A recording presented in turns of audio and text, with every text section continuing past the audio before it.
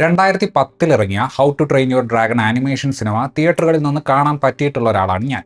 Hiccup എന്ന അതിലെ നായക കഥാപാത്രം ടൂത്ത്ലെസ് എന്ന ഡ്രാഗന്റെ മുകളിൽ റോളർ കോസ്റ്ററിലൊക്കെ പോകുന്ന പോലെ യാത്ര ചെയ്യുന്നതും അതിൻ്റെ കൂടെ ഐക്കോണിക് ആയിട്ടുള്ള ബാക്ക്ഗ്രൗണ്ട് മ്യൂസിക് വരുന്നതും ആ സിനിമ കണ്ട ആർക്കും മറക്കാൻ പറ്റില്ല.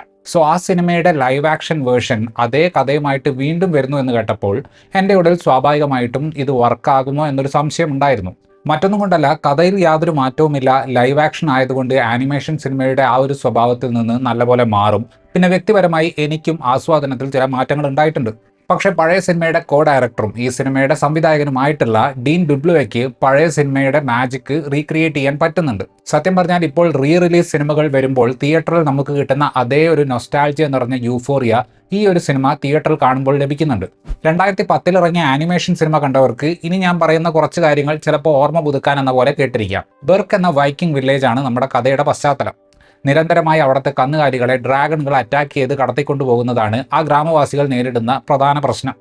ഇതിനൊരു ശാശ്വത പരിഹാരം കണ്ടെത്തലാണ് അവിടെ ചീഫായിട്ടുള്ള സ്റ്റോയിക്കിന്റെ ജീവിത ലക്ഷ്യം. നമ്മുടെ നായകൻ ഹിക്കപ്പ് ഈ സ്റ്റോയിക്കിന്റെ മകനാണ്. ഗ്രാമത്തിലെ എല്ലാവരും തന്നെ അവനെ യുദ്ധത്തിനൊന്നും പോകാൻ പറ്റാത്ത, അത്ര ധൈര്യശാലിയൊന്നും അല്ലാത്ത ആളായിട്ടാണ് കാണുന്നത്. സ്വന്തം കഴിവ് തെളിയിക്കാൻ കാത്തു നിൽക്കുന്ന ഹിക്കപ്പ് നൈറ്റ് ഫ്യൂറി എന്ന വിഭാഗത്തിൽപ്പെടുന്ന ഒരു അപൂർവ ഇനം ഡ്രാഗണിനെ കണ്ടെത്തുന്നതും അതിനുശേഷം സംഭവിക്കുന്ന കാര്യങ്ങളുമാണ് നമ്മൾ ഈ സിനിമയിൽ കാണുന്നത്. ആനിമേഷൻ സിനിമയുടെ സ്ക്രിപ്റ്റ് എടുത്ത് അതേപോലെ ഒരു ലൈവ് ആക്ഷൻ സിനിമ ഉണ്ടാക്കാനല്ല അവർ ശ്രമിച്ചിട്ടുള്ളത്. കഥാസന്ദർഭങ്ങളെല്ലാം പഴയത് തന്നെയാണ്. പക്ഷേ ഓരോ സീനും എടുത്ത് അതിനെ ഒന്ന് പൊളിച്ചെഴുതാൻ അവർ ശ്രമിച്ചിട്ടുണ്ട്. അതുകൊണ്ട് തന്നെ ആനിമേഷൻ സിനിമയിൽ ഉള്ളതിനേക്കാൾ കുറച്ചുകൂടെ ഡീറ്റെയിലുകൾ ഇത്തവണ നമുക്ക് ലഭിക്കുന്നുണ്ട്. ലൈവ് ആക്ഷൻ സിനിമ ആയതുകൊണ്ട് ഒരു പരിധിക്കപ്പുറം ഫൺ എലമെന്റ്സ് ഉപയോഗിക്കാൻ സിനിമയ്ക്ക് പറ്റുന്നില്ല.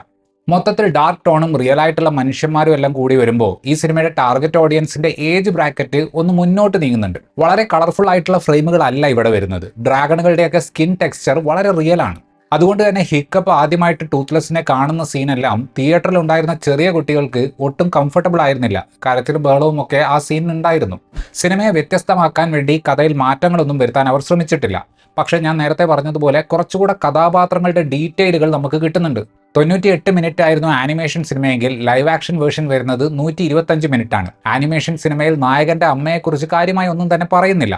എന്നാൽ ഇതിൽ പല സ്ഥലത്തും അത് മെൻഷൻ ചെയ്യപ്പെടുകയും ഒരു സ്ഥലത്ത് ഹിക്കപ്പിന്റെ ഡ്രാഗൺ അനുകൂല നിലപാടിനെ ചോദ്യം ചെയ്യാൻ പോലും ഈ ഒരു അമ്മ സെന്റിമെന്റ്സ് ഉപയോഗിക്കപ്പെടുന്നുണ്ട്. ഡൈവേഴ്സിറ്റി സിനിമയുടെ ക്യാരക്ടർ പൂളിലേക്ക് സട്ടിലായിട്ട് കൊണ്ടുവന്നിട്ടുണ്ട്.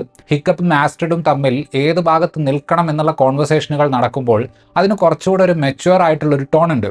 ഇന്ന് ലോകത്ത് നടക്കുന്ന പല യുദ്ധങ്ങളുടെയും പശ്ചാത്തലത്തിൽ പ്ലേസ് ചെയ്യാവുന്ന ആർഗ്യുമെന്റുകളാണ് അതിൽ പറഞ്ഞു വെക്കുന്നത്.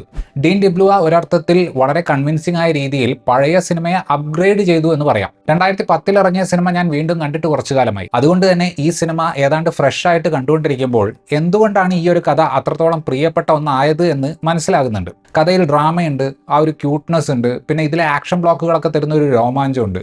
ലൈവ് ആക്ഷൻ ആകുന്നത് കൊണ്ട് ഇതെല്ലാം റിയലിസ്റ്റിക് ആയിട്ട് ചെയ്യേണ്ടി വരുന്നുണ്ടെങ്കിലും പഴയ സിനിമയിൽ നിന്ന് കിട്ടുന്ന അതേ ഫീൽ റീക്രിയേറ്റ് ചെയ്യാൻ ഇതിന്റെ മേക്കേഴ്സിന് പറ്റുന്നുണ്ട്.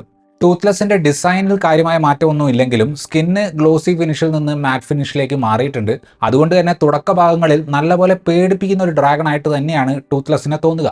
ആകെ മൊത്തത്തിലുള്ള സിനിമയുടെ CGI ക്വാളിറ്റി വളരെയധികം മികച്ചതാണ്. സീനറികളും ഇന്റീരിയർ സീനുകളിലെ ഷാഡോ ഉപയോഗിച്ചിട്ടുള്ള ഡ്രാമയും ഒക്കെ സിനിമാറ്റോഗ്രാഫി നല്ല രീതിയിൽ റീക്രിയേറ്റ് ചെയ്തിട്ടുണ്ട്.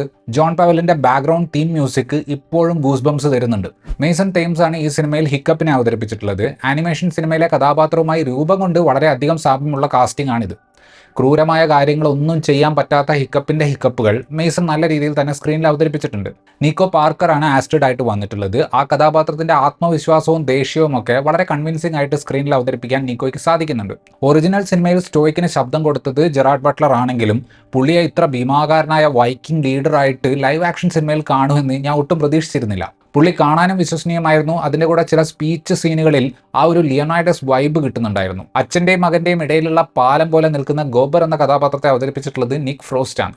ആനിമേഷൻ വേർഷന്റെ അല്പം കൂടെ ന്യൂവാൻസ്ഡ് ആയിട്ടുള്ള ഒരു വേർഷൻ പോലെയാണ് ഇപ്പോൾ വന്നിട്ടുള്ള ലൈവ് ആക്ഷൻ കണ്ടപ്പോൾ ഫീൽ ചെയ്തത്. ഡാർക്ക് ആയിട്ടുള്ള വിഷ്വലുകളും റിയലിസ്റ്റിക് ആയിട്ടുള്ള ക്യാരക്ടർ ഇക്വേഷനുകളും ഒക്കെ ഇതിനെ കൊച്ചുകുട്ടികൾക്ക് വേണ്ടിയുള്ള പടം എന്നതിൽ നിന്ന് കുറച്ചുകൂടെ മുതിർന്നവർക്ക് പറ്റുന്ന സിനിമയാക്കി മാറ്റുന്നുണ്ട്. അതായത് നിങ്ങളുടെ ടീനേജിലാണ് ആനിമേഷൻ വേർഷൻ കണ്ടിട്ടുള്ളതെങ്കിൽ ഇപ്പോഴത്തെ നിങ്ങളുടെ പ്രായം കാരണം നിങ്ങൾ സിനിമയിൽ കാണാൻ ആഗ്രഹിക്കുന്ന ചില മാറ്റങ്ങൾ ഈ സിനിമയിൽ അവർ ഉൾക്കൊള്ളിച്ചിട്ടുണ്ട്.